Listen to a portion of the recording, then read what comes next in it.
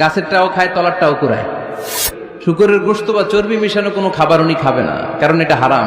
আর গুড় যে খায় এটা খুব হালাল।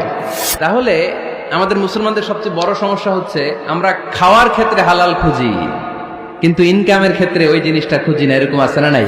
শয়তান আমাদের প্রকাশ্য দুশমন, সে হারামকে আমাদের কাছে চাকচিক্যময় করে তুলে। সে বুঝাতে চায় হারামের মধ্যে আরাম, তাহলে থাকলেই লাভ, যদিও অল্প। সুবহানাল্লাহ পড়েন।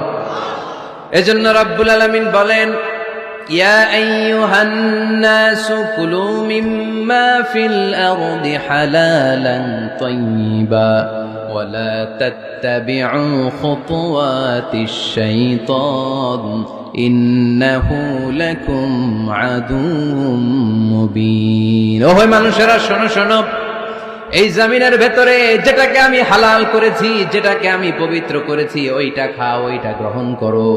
হারাম খেও না, হারাম অর্জন করো না, হারামের কাছেও যেও না।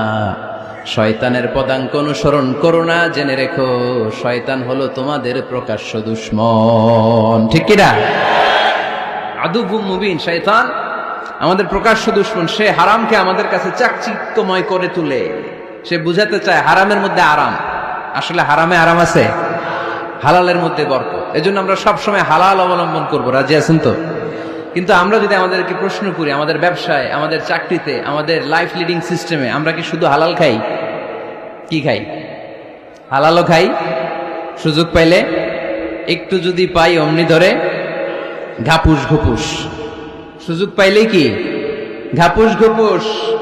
ঘাপুস ঘুপুস করা যাবে না। অনেকে আবার আছে দেখবেন খাওয়ার ক্ষেত্রে হালাল খোঁজে। খাওয়ার ক্ষেত্রে আমি অনেক লোক দেখেছি। থাইল্যান্ডে আমি গেলাম, দেখি যে তার ব্যাপারে জানি যে সরকারি চাকরি করে, লক্ষ লক্ষ টাকা দুই হাতে কামায়, এমনি গাছেরটাও খায়, তলারটাও কুড়ায়। আছে না নাই? তো ইচ্ছে মতো ডানে বাই ইনকাম করে, হালাল হারাম দুইটাই খায়। কিন্তু থাইল্যান্ডে যে হালাল খাবার খুঁজতেছে। কি খুঁজতেছে? ওখানে যে জিজ্ঞেস করে যে এই দোকানে কি পর্ক আছে? পর্ক থাকলে খাবো না। পর্ক মানে হচ্ছে শুকরের চর্বি। শুকরের গোশত বা চর্বি মিশানো কোনো খাবার উনি খাবে না, কারণ এটা হারাম। আর গুড় যে খায় এটা খুব হালাল।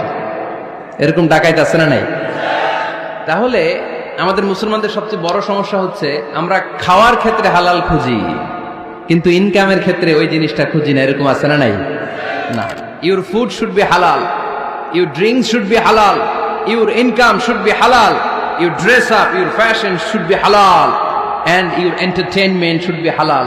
আপনার পোশাক হতে হবে হালাল, আপনার খাদ্য হতে হবে হালাল, আপনার উপার্জন হতে হবে হালাল, আপনি যে বিনোদন করছেন এই বিনোদনটাও হতে হবে হালাল। চিল্লায় বলেন ঠিক কিনা?